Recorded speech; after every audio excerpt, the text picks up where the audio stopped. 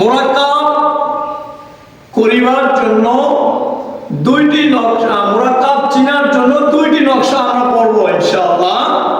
তার মধ্যে 1 নম্বর নকশা এবং 2 নম্বর নকশা। 1 নম্বর নকশা দিয়ে 13টি হরফ হয়, 2 নম্বর নকশা দিয়ে 9টি হরফ হয়। আমি এখন পড়াচ্ছি 1 নম্বর নকশা। 1 নম্বর নকশাটা হলো এই: 1 দাদ গোল মাথা, 3 দাদ সদের মাথা ত।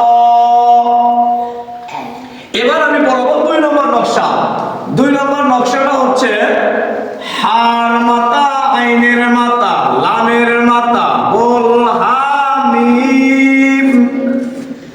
হার মাথা, আইনের মাথা, লামের মাথা, গোল হা মিম।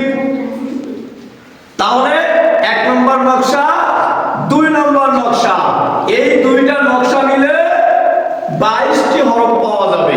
এখন আমি তোমাদের সবাইকে পড়াচ্ছি, দেখো তোমরা সবাই খেয়াল করো। তাহলে মুরাক্কাব মানে কি? মুরাক্কাব কাকে বলে?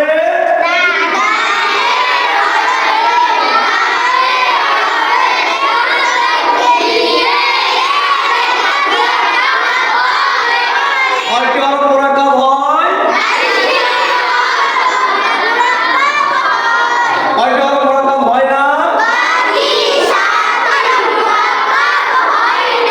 মুরাক্কাব চিনার জন্য কয়টি নকশা?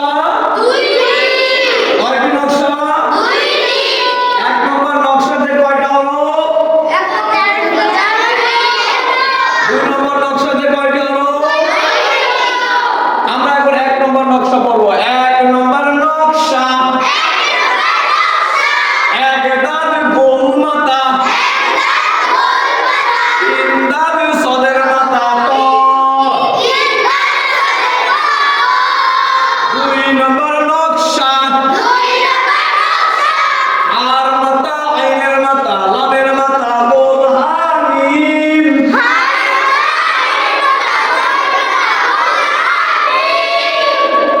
এই দুইটা নকশার মাধ্যমে আমরা মুরাক্কাব চিনব। মুরাক্কাব যখন হবে তখন শুধু হরফের ডান মাথা থাকবে। কোন মাথা?